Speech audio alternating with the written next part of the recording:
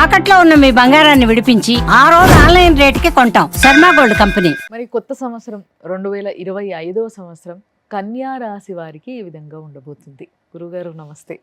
జై వీరబ్రహ్మజీ. నమస్కారం తల్లి. మరి కన్యా రాశి వారికి కొత్త సంవత్సరం ఏ విధంగా ఉండబోతుంది అంటారు? శివాయ బ్రహ్మణే నమ, వీరబ్రహ్మేంద్ర స్వామినే నమో నమ. జై వీరబ్రహ్మ, జై గోవిందమాంబచి.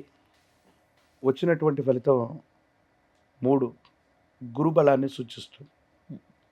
కొన్నేళ్ళుగా కన్యారాశి జాతకుల యొక్క జీవన గమనంలో కూడా గతించిన 2 లేదా 3 సంవత్సరాలకు స్తంభించిపోయి ఉన్నటువంటి దాఖలాలు, ప్రత్యేకించి 2023 నవంబర్ 1 నుండి కూడా కేతు సంబంధమైనటువంటి స్థితి కూడా జన్మరాశిలో సంచారం జరుగుతుంది.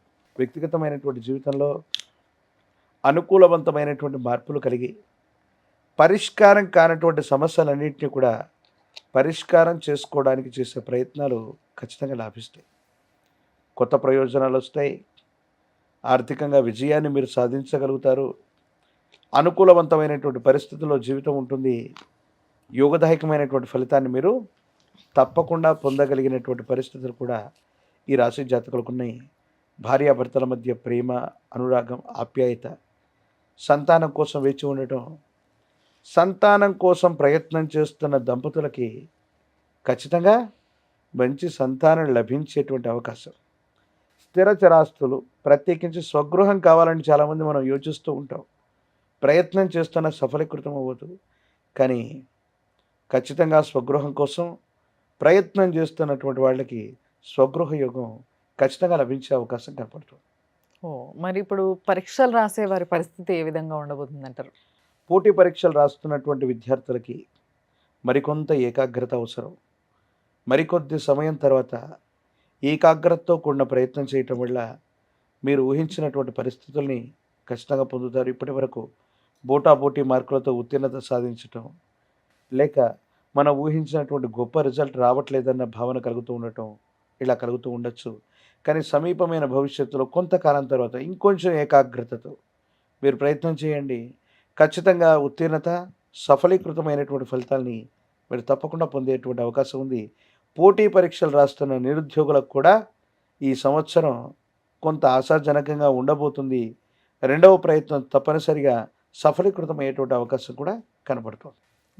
మరి వ్యాపారవేత్తలు కూడా ఈ మధ్య చాలా మంది బిజినెస్ పైన బాగా ఇష్టం చూపిస్తున్నారు. అవును. మనం చూస్తున్న ఉద్యోగాలు వదిలేసి మరి బిజినెస్లు స్టార్ట్ చేస్తూ ఉన్నారు.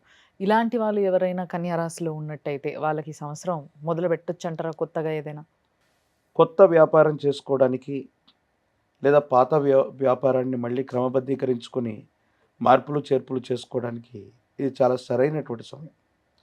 ముందుగా మీరు గృహాన్ని మార్చుకోగలుగుతారు, లేదా గృహాన్ని మరమ్మతు చేసుకోగలుగుతారు, లేదా కొత్త గృహం కోసం మీరు చేసే ప్రయత్నమైన సఫలీకృతం అవుతుంది. అలాగే మీ వ్యాపార సంబంధమైనటువంటి స్థానాన్ని కూడా దాంట్లో ఏమైనా మార్పులు చేర్పులు చేయటం, ఒక ప్రాంతం నుండి వేరే ప్రాంతానికి విస్తరించటం, లేదా స్థానచలనం చేయటం, ఇది అదృష్టాన్ని తీసుకొచ్చేటువంటి ప్రయత్నం అవుతుంది.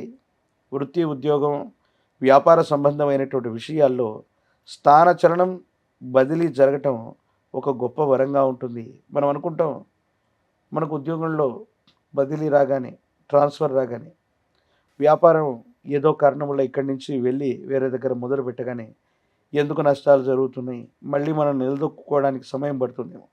కానీ ఈ రాశి జాతకులకి అదే గొప్ప వరం కాబోతుంది.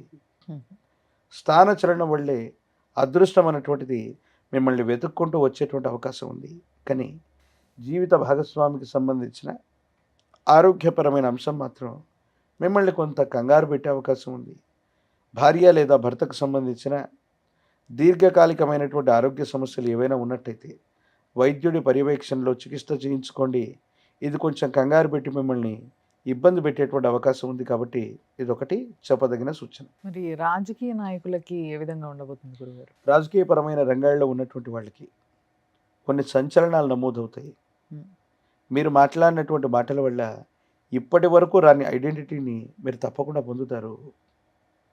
రాజకీయపరమైనటువంటి రంగాలే కాదు, రియల్ ఎస్టేట్ రంగంలో ఉన్నవాళ్ళు అవ్వచ్చు, గొప్ప గొప్ప వ్యాపారం చేస్తున్న వాళ్ళు అవ్వచ్చు, లేదా ఏదో కారణంగా న్యాయ సంబంధమైనటువంటి ఇబ్బందులు, సమస్యలు ఉన్నవాళ్ళు, న్యాయస్థానాల్లో కేసులు పెండింగ్ ఉన్నవాళ్ళు ఆశ్చర్యంగా సంచలనంగా మీరు కేసులు గెలిచే అవకాశం ఉంది. ఎవరో ప్రముఖుల మీద మీరు కేసులు వేయడం, దేశ కాలమాన పరిస్థితుల్లో మీకు అన్యాయం జరగడం లేదా సమాజంలో ఏదైనా జరిగితే దాని గురించి మీరు మాట్లాడేటువంటి మాట, మీరు చేసే ఒక చిన్న ప్రయత్నం మీకు విశేషవంతమైన గుర్తింపును తీసుకొస్తుంది, పదవీ ప్రాప్తి యోగాన్ని కూడా ఇస్తుంది.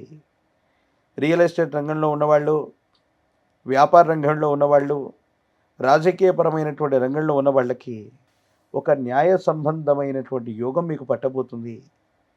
మీరు చేసే న్యాయ పోరాటం సఫలీకృతమైనటువంటి ఫలితానికి కారణం అవటమే కాదు, మీకు గొప్ప గుర్తింపుని అది తీసుకొచ్చి పెట్టేటువంటి అవకాశం ఉంది. ఆర్థికంగా చాలా బలపడతారు, మీకున్న ఐడెంటిటీ పెరుగుతుంది, బంధుమిత్ర బలగం కూడా మీకు ఖచ్చితంగా సహాయం చేసేటువంటి అవకాశాలు కనపడుతుంది. మరి ఉద్యోగులకి కూడా ఇంతే అనుకూలంగా ఉంటుందంటారా కన్యరాశి వారికి? ఉద్యోగులకి బదిలీలు జరిగే అవకాశం ఉంది.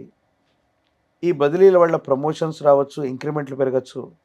బదిలీ అయినటువంటి ప్రాంతంలో వీరు ఊహించనటువంటి కంఫర్ట్స్ ఉండటం వల్ల వీరి యొక్క జీవన గమనం అనుకూలవంతంగా మారేటువంటి అవకాశం ఉంది.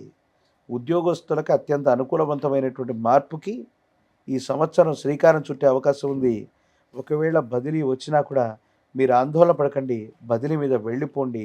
స్థాన చలనం జరిగితే మాత్రం ఉద్యోగస్తులకి చాలా అద్భుతమైనటువంటి రాజయోగం పడుతున్నట్టుగానే మీరు ఆలోచించవచ్చు. నిజంగా అంటే ప్రతిసారి ఎవరైనా కూడా కొంచెం ఆలోచిస్తారు ఎక్కడికైనా వెళ్ళాలి, ఉద్యోగంలో ట్రాన్స్ఫర్ వచ్చింది అంటే. Yes. కానీ ఈసారి కన్యరాశి వారికి ట్రాన్స్ఫర్లు చాలా బాగుంటాయి అంటున్నారు Yes. కాబట్టి ఆలోచించండి ఒకవేళ ఎవరికన్నా వస్తున్నట్టయితే. అండ్ అంతేకాకుండా ఏదైనా ఇబ్బంది కలిగితే లేదా ఇంకొంచెం మీరు చెప్పిన ఇవన్నీ కూడా Yes. ఇదంతా కూడా ఒక క్రమబద్ధంలో నడవాలి మనకి అన్నప్పుడు మనకి ఏదైనా ఒక శక్తి ఉండాలి మన వెంట. Yes. Yes. సో ఆ శక్తి ఏది అంటే మీరేం చెప్తారు? ఈ భూమి మీద ఈ రాహుకేతు స్వరూపాలకి అత్యంత అనుకూలవంతమైనటువంటి దేవతా స్వరూపాలు జ్ఞాన ప్రసూనాంబ సమేత శ్రీకాళహస్తీశ్వర స్వాముల వారు. శ్రీకాళహస్తీశ్వర స్వామి వారి యొక్క క్షేత్రానికి ఏదైనా రాహుకాల సమయంలో వెళ్ళి అమ్మవారికి స్వామివారికి జరిగే అభిషేక క్రతువులో పాల్గొంటాం.